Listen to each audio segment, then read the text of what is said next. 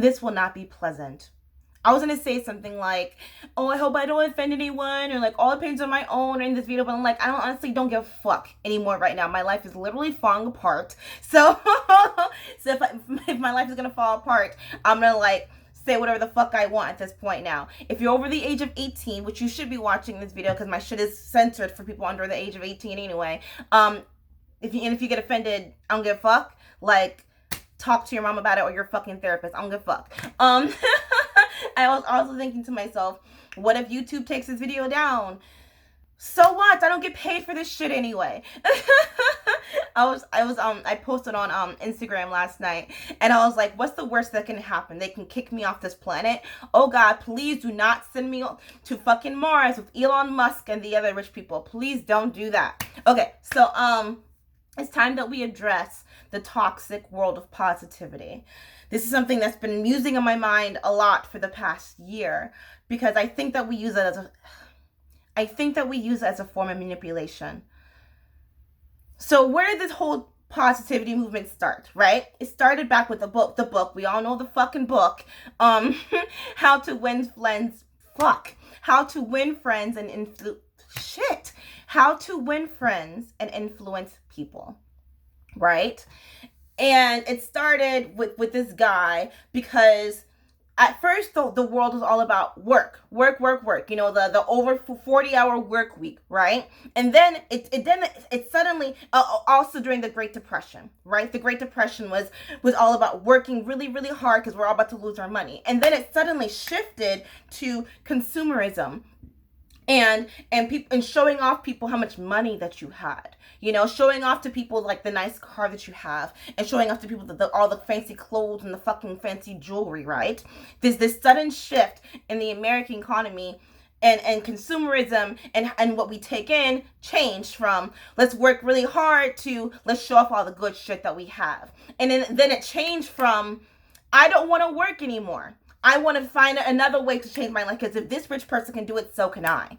So it just suddenly shifted from people not wanting to work, which I find very interesting, find very fascinating. Something I've been finding really interesting is I don't enjoy small talk because I think that we've all turned into, this is something else that I typed into my caption last night. I think we've turned into like mini Tony Robbins, where it's like every conversation is kind of robotic. You know, like someone asks you how you're doing. You're saying you're having a great day. Or you say that you're having a really bad day. And they say something like, well, you know, think positive and you know, make your bed in the morning. And it's like, that's not helping at all. And I think that a lot of the shit that I went through this past year was the fucking robotic way that we talk to each other. And I listened because I always assumed that people were telling the truth. You know, because why would you lie? With this past job that I had and I lost, they used motivational talk a lot. They would ask us, what is your why? You know, and I think a lot of it is kind of like your life is shitty because you're the problem, right? So you're the problem, right? But if shit continues to go wrong, then it's like I'm still the problem, so I might as well just end my life. You know, and maybe is it crazy for me to say that maybe you're not the problem? Maybe is it crazy for me to say that maybe it's like the people that's fucking around you that are the problem, but you can't say that in the positivity world, you know, because it's like, and also another thing with toxic positivity and toxic motivation, it's like I feel like it's an industry where it's like you're encouraged to find sick people. You're encouraged to find people and point out their flaws and point out what's wrong with them. And you think that you're helping them, but you're not. Okay, so back to the job that I just lost. So yeah, they would ask us shit like, what's your fucking why? And they would say like, you know, like, think positive, things are gonna get better, but it's not gonna get fucking better. It's not. So it's like we're constantly lying to ourselves, and we're justifying to each other that oh, it's not me, like. And it's like we encourage ghosting, we encourage the toxic lying we do to ourselves, because it's like, oh well, whatever happened to them, that's their life, and like it has nothing to do with me, but it does have something fucking to do with you. I was talking to a friend last night, and I was like, I don't think we take responsibility enough for the fucking pain and the illness that we pass on to other people.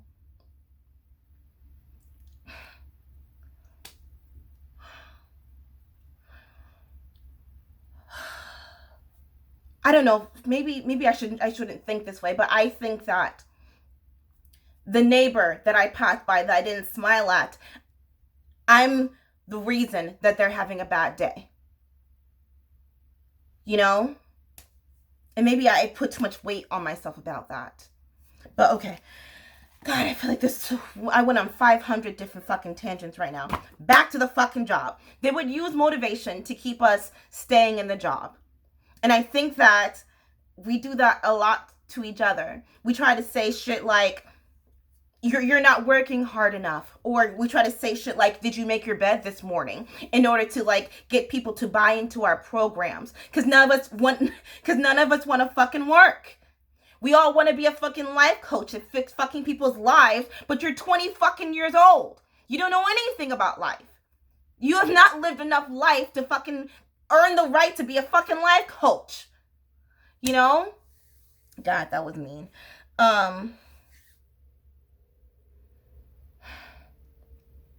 I think that we're using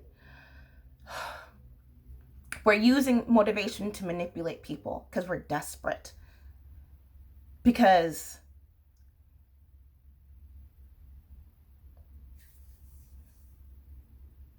maybe secretly, I mean, it does feel good. It's just like smiling at someone. It feels good to smile at someone, like you get that little dopamine hit, right? So it feels good to say that I fixed someone's life that was falling apart.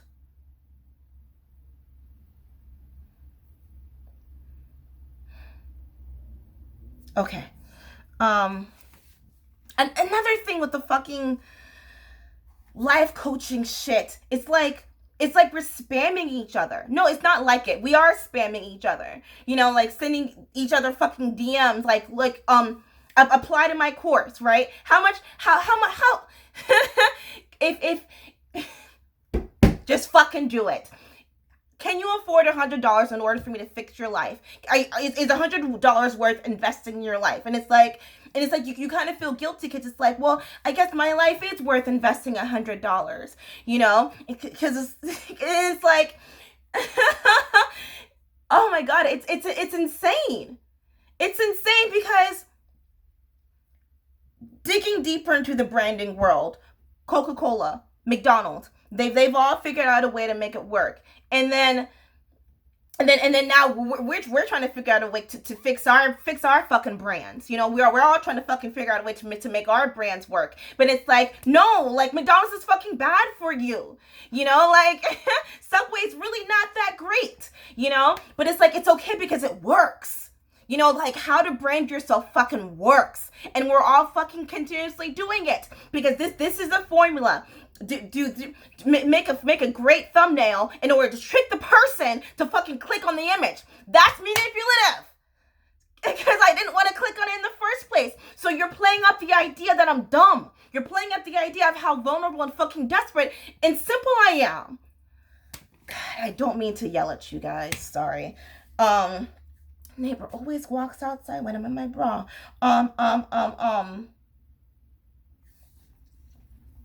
It's like we're all these avatars.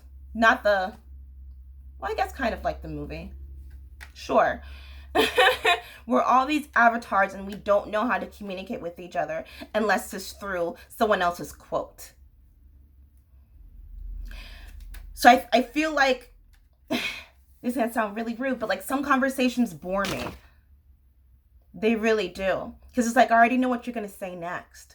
And maybe that's because I've been so heavy into the motivational world that I know how this works. And it's not cute anymore, and it's not fun, and it makes life very boring. And I'm sorry that you're uninteresting.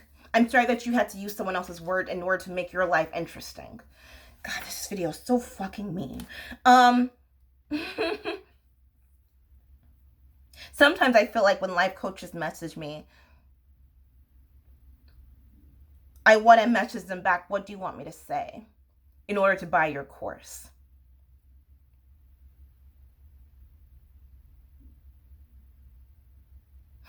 God, this feels so mean.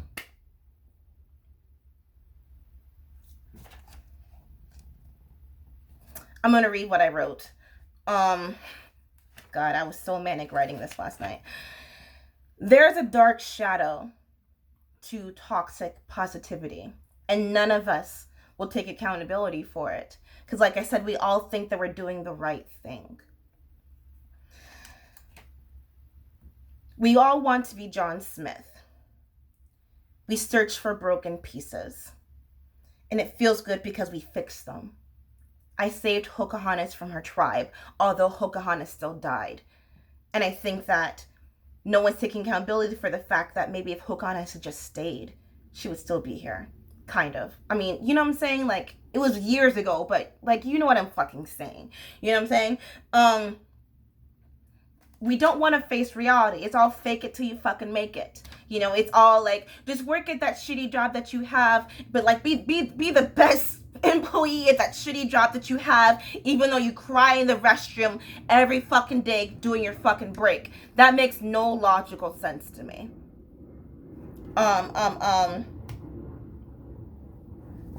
What if people suddenly stopped falling for this?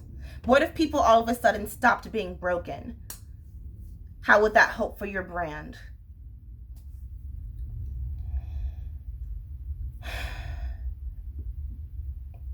I was talking to a friend last night, and I don't know.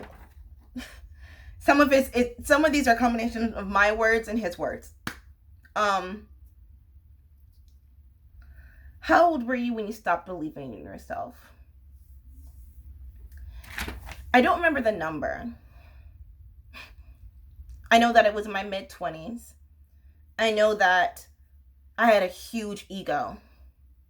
I was so full of myself. But being full of myself helped, but it also didn't, you know?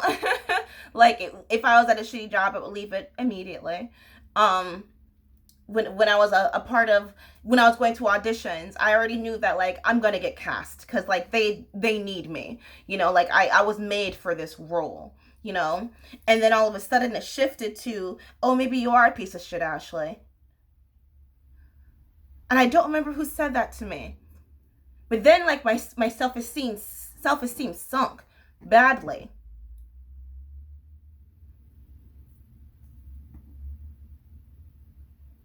When I learned that everything is my fault, I stopped believing in myself.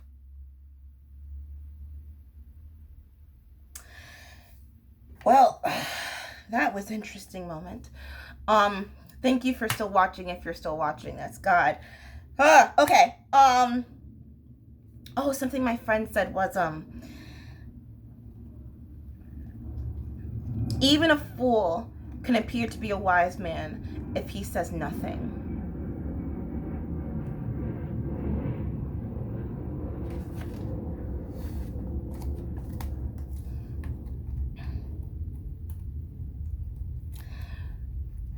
Something else my friend said to me last night was, I need to Google liminality.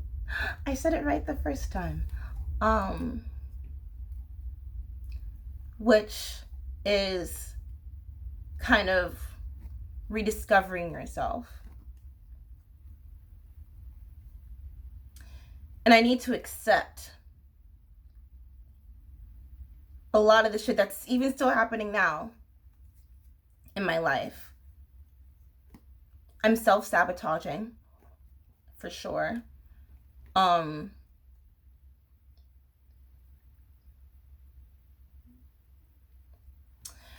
It's like I'm looking for someone to blame.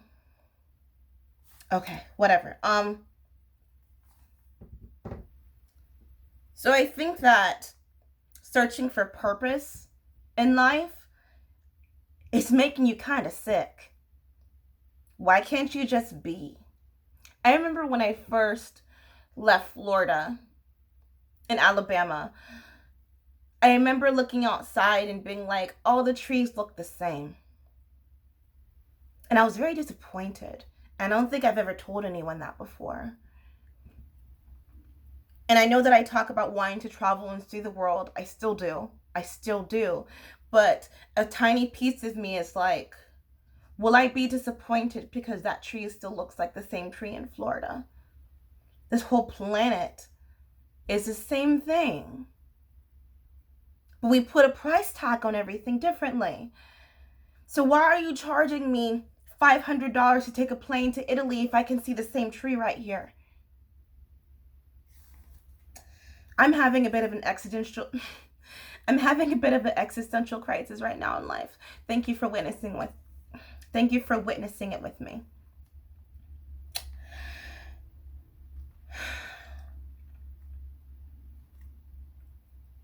Something my friend, a lot of this was a back and forth talk with my friend, which makes me realize that we're all the same. And yet someday someone's going to need you. So is it our job to actively seek them out, though? Why can't we just allow people to find each other? I feel like a lot of this motivational shit is kind of like Tinder. You know? You keep swiping left, trying to find the right broken person to fix. Or right, I don't know. I don't know how Tinder works.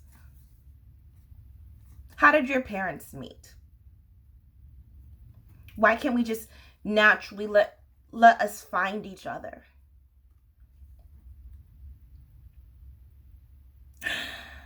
Oh. Something Mr. Rogers said was, imagine all the people who loved you into being. And I think a lot about the past interviews I've done and the future interviews I have to do because I said that I would.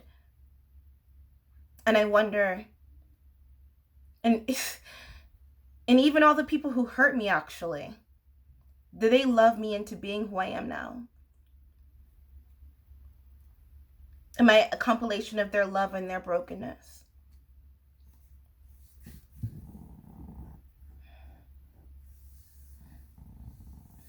Learn to love your fear.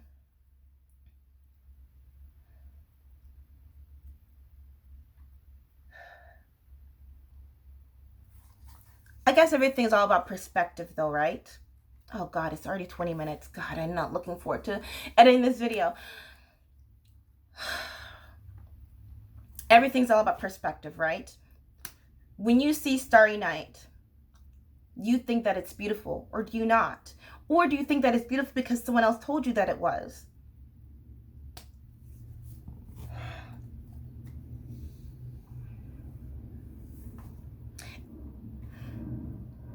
I don't think we take responsibility enough, like I was saying earlier, for all the pain that we cause to other people.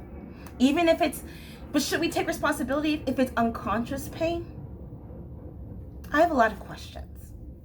I have a lot of questions about this life. Forgive me for my voice cracking. My mouth is extremely dry. My nose is extremely dry. My throat's a little dry as well. Why can't we just allow life to be happy accidents? Why does everything have to be intentional anymore? Because I think that we're intentionally hurting other people unconsciously. And then should we say sorry for that? Should we say sorry for being naive?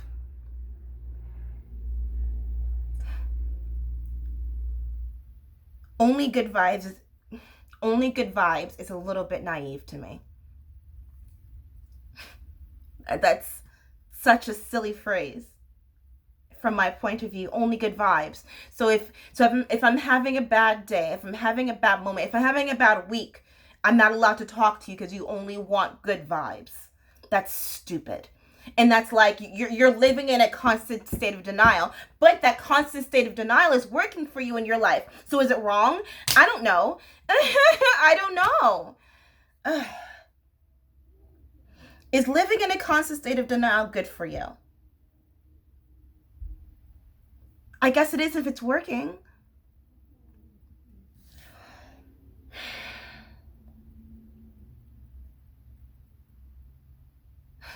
I don't know why I wrote this, but if life is a roller coaster, then my life is a Ferris wheel. Because I keep doing the same shit over and over and over again. But at this point, it's becoming redundant and it's becoming dull.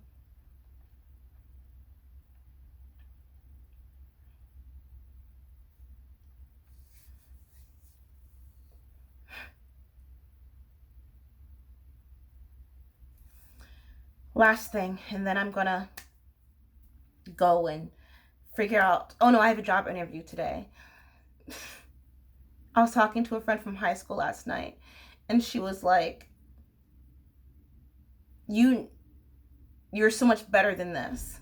And I was like, I used to think that I was. I did. The film Inside Out. We think happiness is the goal to this life. Because for some reason, it's like no one is content. But we forget that being alive is a privilege. Being on this planet is a privilege. And